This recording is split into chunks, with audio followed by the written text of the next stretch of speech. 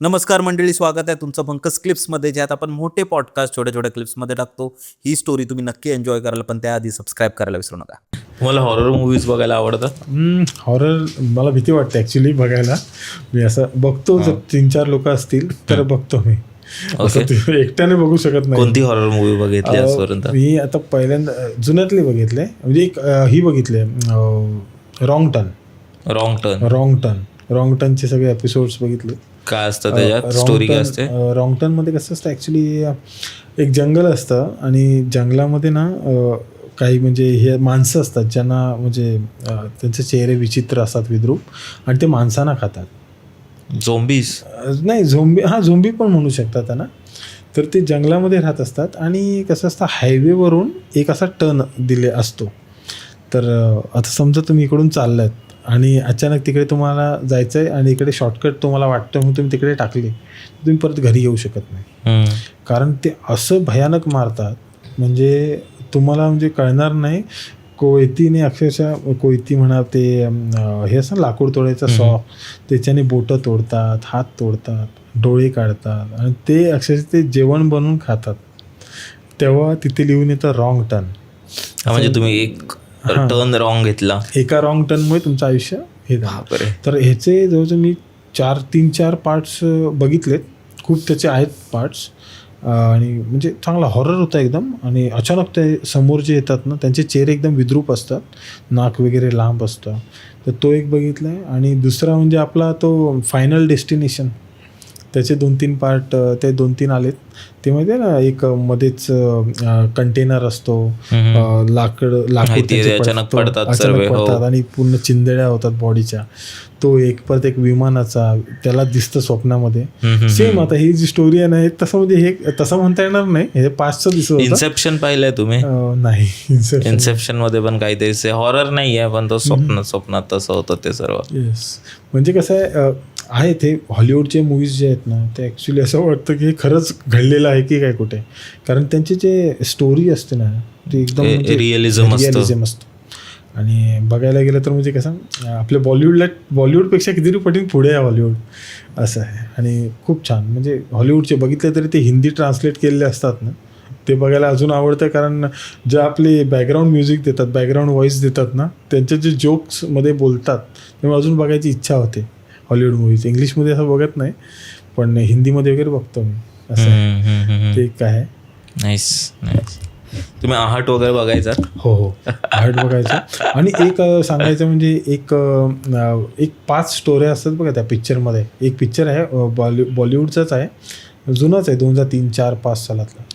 नाना पाटेकर माहिती, त्याच्यामध्ये फोटो हे असतो, मीडियाचा माणूस असतो आणि तो एखाद्याच्या गाडीला लिफ्ट मागून त्याच्यामध्ये बसतो आणि त्याला विवेक ओबरॉय असतो त्या पिक्चरमध्ये. तर तो विवेक ओबरॉयला बोलतो, तिथे ॲक्च्युली काय असतं, नाना पाटेकर आहे ना, तो असाच एका सुनसान रस्ता असतो, त्या रस्त्यामध्ये असा हात दाखवतो. डायरेक्टर जसे कपडे घालतात ना, जॅकेट वगैरे, जॅकेट, टोपी, आणि अशा हातात त्याच्या बॅग, त्या बॅगेला असतो कॅमेरा, बघा कॅमेरा असतो. तर तो असा हात दाखवतो आणि विवेक ओबरॉय येऊन गाडी थांबवतो, हा त्याच्याबरोबर बसतो. तर नाना पाटेकर त्याला बोलायला सुरुवात करतो की जसं इकडच्या तिकडच्या गोष्टी, आणि नंतर बोलतो की आगे म्हणजे पुढे 1 किलोमीटरवरती एक स्मशान आहे, तिथे थांबव, मला तिथे जायचं आहे. तर विवेक ओबरॉय त्याला विचारतो की म्हणजे का, म्हणजे तुला तिथे का उतरायचं आहे? तो बोलतो की म्हणजे असं बोलता बोलता, मी भूत आहे ना, मी तिथेच जाणार. तर हा विवेक ओबरॉय बोलतो त्याला, तू भूत आहेस? मी असं ऐकलं होतं की भूतं दिसत नाहीत, भूतं गायब होतात, मला गायब होऊन दाखव. तो बोलतो, नाही ऐसा थोडी देता है वो आपको, म्हणजे तुम्ही ऐकलं आहे ते, पण रिॲलिटीमध्ये भूतं अशी दिसतात. तर तिथे जातो विवेक ओबरॉय, त्याला घेऊन स्मशानाच्या बाहेर गाडी थांबवतो आणि गाडीतून फिरून त्याच्या इथे येतो, बोलतो आत्ताच्या आता गाडीतून उतर. विवेक ओबरॉय बोलतो, त्याला बोलतो उतर, मला नाही तुझ्या प्रवास करायचा. तर हा काय बोलतो की नाही असं बोलतो, नाही मी नाही उतरणार. मग हा विवेक ओबरॉय बोलतो, तुला बघायचं भूत कसं असतं? बोलतो, असे तो चष्मा असा काळा गॉगल घातलेला असतो, तो काढतो, बघ भूत की आंखें नाही रहती. आणि त्याला तो भूत असतो, विवेक ओबरॉय भूत असतो. हा मजाक करायला जातो, त्याला डोळे नसतात. बोलतो, देख नाही तुझे भूत गायब कैसे होता है? तो अशी टिचकी वाजवतो आणि गायब होतो. नाना पाटेकर असा बघत बघत हार्ट अटॅकने तिथल्या इथे मरतो. असं बघतच राहतो. नंतर त्याचा क्रू येतो पूर्ण पाठीमागून त्याला फॉलो करत. बकरा बनवतात ना तसा क्रू येतो मागून आणि बघतात तर नाना पाटेकर असाच असतो. प्रँक करत असतात ते लोक. हां, त्याला असा हात लावतो तो खाली पडतो. ओ ती एक स्टोरी. म्हणजे तो गायब होऊन दाखवतो त्याला. बापरे. असं खूप सारे म्हणजे त्याच एका पिक्चरमध्ये आहे ना ॲक्च्युली म्हणजे ही स्टोरी कशी असते 7-8 मित्र आहेत नाही फिरायला जातात आणि तिकडे ते एकामेकाला स्टोरीज सांगतात की म्हणजे ही अशी अशी स्टोरी एक आहे. तर ही कोणता पिक्चर आहे? इंटरेस्टिंग आहे. इंटरेस्टिंग नाव पाठवा मला, नक्की बघायला आवडेल. खूप म्हणजे असं त्याच्यामध्ये 5 स्टोरी आहेत त्या.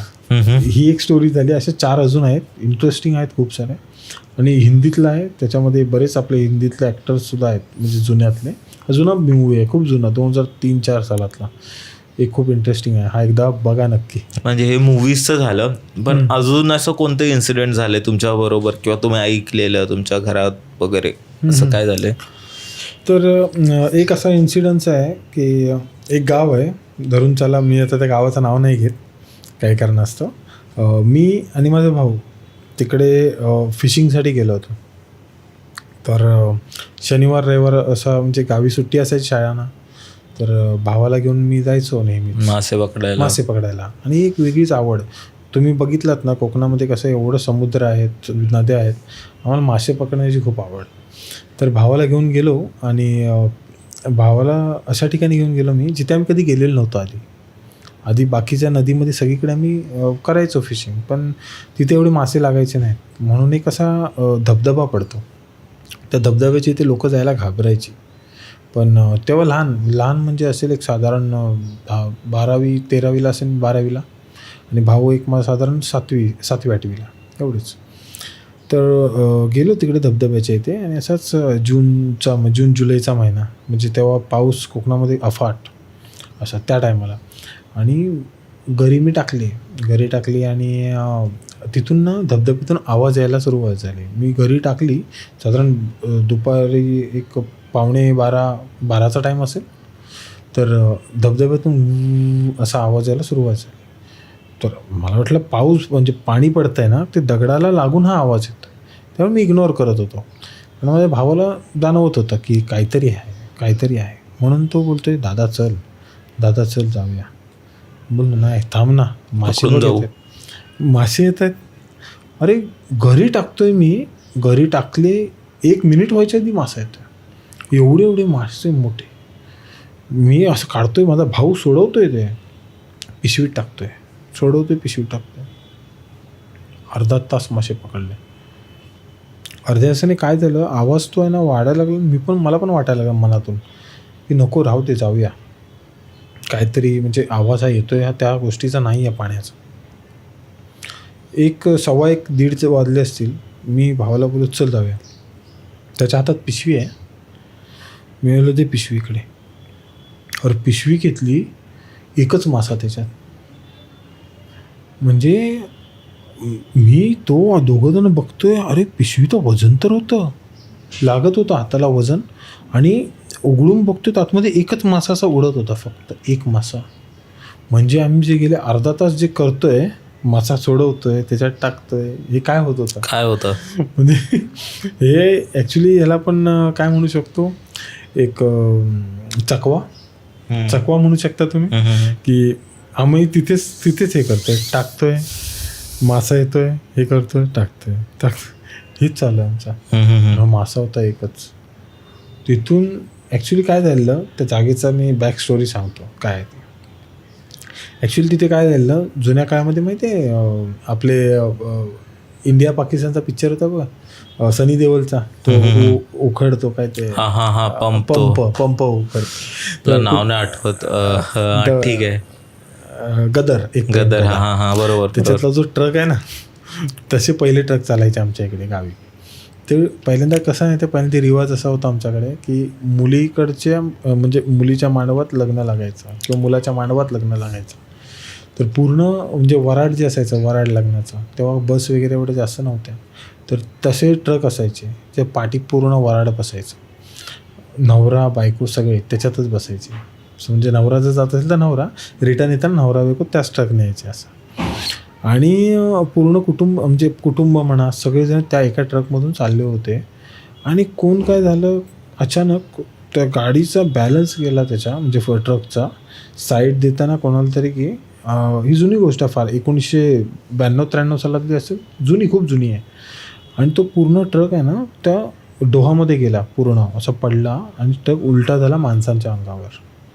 हार्डली हाईट त्याची असेल म्हणजे वरून खाली रस्त्यावरून खाली हाईट कमीत कमी एक 50-60 फूट एवढं खाली असा उलटा ट्रक झाला. सगळी माणसं गेली नवऱ्यासकट सगळं, नवरा बायको वराड कोणी वाचला नाही. एक लहान मुलगी फक्त वाचलेली छोटी, ती पण कशी सगळ्या लोकांच्या याच्यात वाचली. तर तिथे अजूनसुद्धा असा इन्सिडन्स होतो कधी अमावस्येला पौर्णिमेला ताशांचा आवाज येतो, लग्नाच्या ताशांचा ढोलचा आवाज येतो, वाचवा वाचवा असा आपण आवाज येतो. अमावस्येला येणारच आणि त्याच जिथे बुडली होती म्हणजे त्याच्यानंतर तिथे रिकन्स्ट्रक्शन झालं, भिंती वाढवल्या आणि म्हणजे तिकडे जाणं तर म्हणजे गाडी वगैरे जाऊ शकत नाही बरोबर. तेव्हा काहीच नव्हतं. तो एक तिथे इन्सिडेन्स आहे. त्यामुळे तिथे असं वाटतं की म्हणजे आपल्याला तिथे काही ना काही होतं. वेगवेगळे असे अनुभव येत असतात. वेगवेगळे अनुभव तिथे आपल्याला येतात असं आहे. आणि तो स्पॉट बघायला गेलं ना तर तिथे सगळं म्हणजे पिंडदान वगैरे करतात ना मृत्यू झाल्यानंतर ते सगळं त्या स्पॉटवरती करतात कारण तिकडे पाण्याचा स्रोत आहे, अस्थि विसर्जन वगैरे त्या स्पॉटला करतात. आणि वेळ असेल ती आमची काळ आला होता पण वेळ आली नव्हती, बरोबर, म्हणून आम्ही वाचलो असं म्हणता येईल. आणि म्हणजे आता कसं असतं ह्या गोष्टीत सांगायचं म्हणजे जर तुम्हाला कोणी मोठा माणूस सांगत असेल ह्या ठिकाणी जाऊ नका. किती वाजले होते त्यावेळी? दुपारी 12 निघालो तेव्हा किती 1 वाजला असेल. म्हणजे ही तासाभराची गोष्ट आहे. पूर्ण तासभर मी आणि माझा भाऊ मासे पकडतोय आणि एकच मासा पिशवीमध्ये. चेक करणारी पिशवी बघितली फाटले का खालून ते पण नाही. म्हणजे सांगेल तर विश्वास कोण ठेवणार आहे या गोष्टींवरती? घडले त्यालाच माहिती आहे. आजला सुद्धा म्हणजे माझा भाऊ ते मला बोलतो की मी त्याला सांगितलं होतं मी रिकीकडे जाणार आहे आपल्या स्टोरीज सांगायला. तो बोला ती माशांच्या आठवणीन सांग माशांच्या आठवणीन सांग त्याला. असं म्हणजे अशा होतात बऱ्याचशा स्टोरीज होतात कोकणामध्ये. तर ह्या तिकडच्या माझा हा अनुभव आहे. अशा ऐकलेल्या स्टोरीज खूप आहेत म्हणजे अक्षरशः आपण सांगायला लागलो ना वेळ पुरायचा नाही, खूप सारे आहेत. मंडळी, जर तुम्हाला ही स्टोरी आवडली असेल तर डिस्क्रिप्शनमध्ये आम्ही पूर्ण एपिसोडची लिंक टाकलेली आहे, तो चेकआउट करायला विसरू नका. त्यात अशाच प्रकारच्या भरपूर स्टोरीज अवेलेबल आहेत आणि सबस्क्राईब करायला विसरू नका.